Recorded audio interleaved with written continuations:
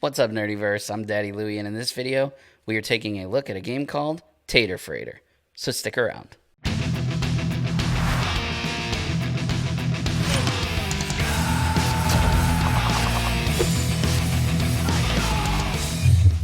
Before we get started, if you enjoy this video, please give it a thumbs up. Make sure that you subscribe for more content and hit that bell icon so you don't miss any future videos. Tater Freighter is an upcoming mid-October Kickstarter from Bard Games. It is for 3 to 7 players. It is for ages 12 and up, and it takes around 10 minutes to play. Now, in this game, players are going to try to outwit their opponents by playing different vehicles at different times, trying to collect the most fruit. The player with the most fruit at the end of 5 rounds wins. Now, this game is so easy to learn and so fun to learn that the developers have even created a rhyme for you to remember how to play. Play 8 crates, reveal a vehicle. Lines split limes, planes split grains, blimps split shrimps, trams split jams, freighters split taters. Or, later tater, split or they sit. Fill bins to win. But, is it good? Well, if you join us on the table, we'll check it out. Okay, before we get started, just want to let everybody know that, of course, this is a prototype copy. I didn't get a box, I just got a stack of cards. So everything you see here is, of course, subject to change. There are a few homemade components. It looks like the tram or the freighter is homemade for sure. But everything else looks really, really good. The art is really simple, but it really works for what we've got here. So we have, of course, our stack of fruit. This is a deck full of different pieces of fruit. There's 5, I shouldn't say fruit, food. So this is all of the food cards that come. There are 5 different types of food. You have limes, grain, shrimp, jam, and, of course, taters. Then, of course, you have your tram or your train or your, this is a freighter, it's a ship. I don't know why I keep wanting to call it a train. I guess because it looks like a train. But this is where the food is going to be placed. So food is going to be placed here and then split among players that try and grab it, or it'll stay from round to round, accumulating more food in that area. And then you have different colored stacks for each player. Each player gets a vehicle of each food type. So you'll get a zip lime for the limes. You'll get a grain plane for the grains. You'll get a shrimp blimp for the shrimp. You'll get a jam tram, say that 10 times fast, for the jam. And then you'll get a tater freighter for the taters. You'll also get a later tater card, which can be used in place of a vehicle to get a vehicle back from your discard pile into your hand. We'll talk about that more in a minute. And then a reminder card. It has the rhyme that I said a few minutes ago on one side, and then it just has a reference of how to play and how to count points at the end of the game. So let me set up for a game, and I'll show you exactly how it plays.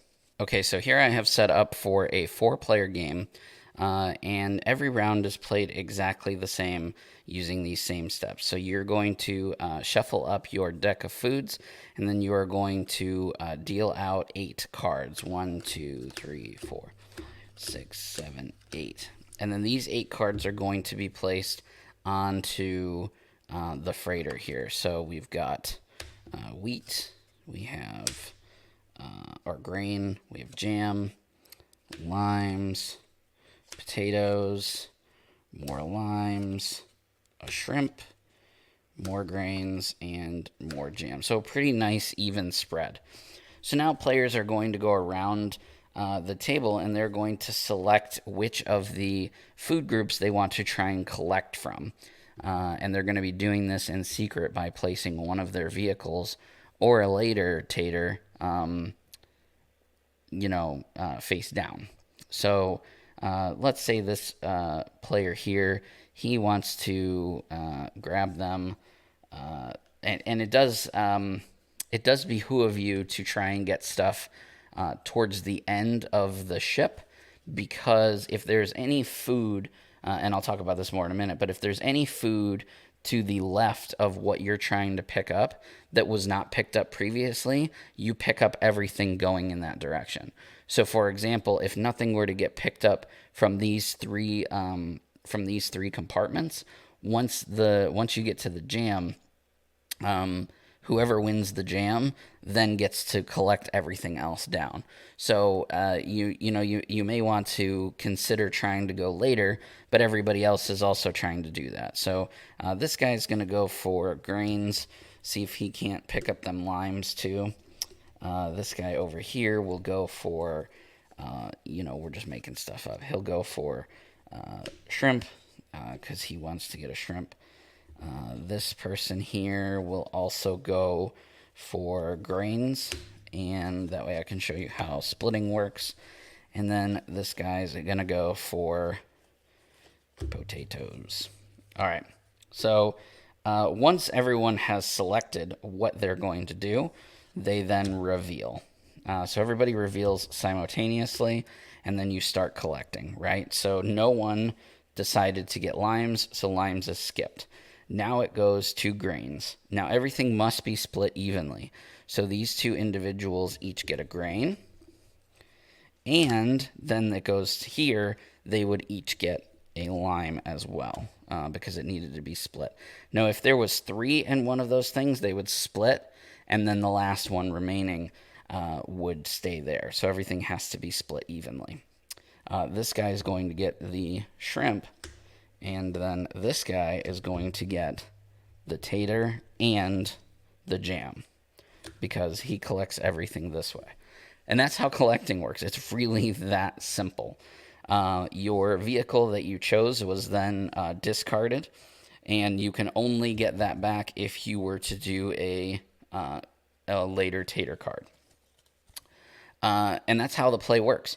You go like that around 5 times. At the end of the 5th round, you count up points. And here's how counting up points works, because it's a little tricky. So at the end of the 5th round, you will have at least one of your 6 vehicles and or your later tater card left in your hand. Assuming you didn't use the later tater, that's all you would have left. But if you did, you may have other cards left in your hand. So the first thing that you're going to do is count up any food cards for vehicles that are not in your hand. So, for example, let's say I played the zip line and the plane. Then my food from the grain and the lime pool count as 1 each. So right now I would have 2 for these down here. However, if I had any, and these cards are still in my hand, if I have any potatoes, jam, or shrimp in my collected food, those are all worth 2 points each. So there's a few different mechanics going on here, right? So you've got placement of your vehicles when you're going to try and take food. Obviously, the later you take food, the more you have the possibility of collecting, right? But you also want to make sure that you're collecting food without spending your vehicles, because food that you have collected for an unspent vehicle type is worth double. So for example, over here, another example, for this Tater Freighter, this 1 potato that I collected, because this is in my discard, is worth 1 point. But because I didn't have to spend my what is it called? My Jam Tram, these are worth 2 each. So now I don't have 3, I have 5. I hope that kind of makes sense. So that's how counting points work. So you're going to go around the table 5 rounds, playing or drawing 8 cards, placing them on the track. You are then going to each take turns placing a card face down, reveal at the same time, evenly distribute, going from, where you placed your train or where you placed your vehicle, going to the left, picking up more stuff. And then at the end of the 5th round, you count up your food, 1 point for each food that you have the matching vehicle in your discard, and 2 points for each food where you have the matching vehicle in your hand. And that's how you play. That's everything you need to know in order to play Tater Freighter. Tater Freighter is fast. It's got bluffing. It's got press your luck. It's got drafting. It's got set collection. It's really easy to learn, really quick to pick up and to show to other players. But it's still really fun, and it has a lot of strategy to it. It's definitely a family-oriented game.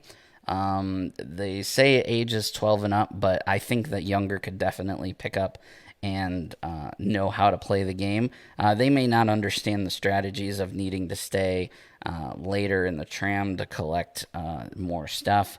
That might be something you have to teach them, but I definitely think that younger than 12 can play this game.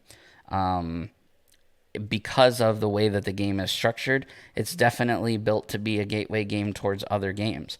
So if you have friends or family that you're trying to get into more serious gaming, this is definitely the type of game that you can introduce them to in order to get them used to things like set collection, drafting, even a little bit of like worker placement, press your luck, stuff like that. I'll leave links to everything in the description below, as I always do. The Kickstarter, like I said, is mid-October from Bard Games. I really enjoy this game, and I think you guys will too. Go over, check it out, and show them some love. What do you guys think of Tater Freighter? Let me know in the comment section below. I enjoy reading those and interacting with you guys. If you want to see more of the Circle of Nerds, you can check out all of our social media. We have Facebook, we have Twitter, we have Instagram, all at Circle of Nerds. Also, don't forget that we have a podcast. You can find that podcast right here on YouTube or anywhere that you enjoy listening to podcasts. It is called The Cosmic Disaster Show, and coming up very soon, The Cosmic Disaster Show will be a live show. So we're really excited to bring that to you as a live show. So keep your ear to the ground, connect with our social media to find out more about that coming really soon. And for an extra bit of love and affection, please consider checking us out over on Patreon at patreon.com/circleofnerds. Anyway, guys, that's all from me. I'll see you in the next video.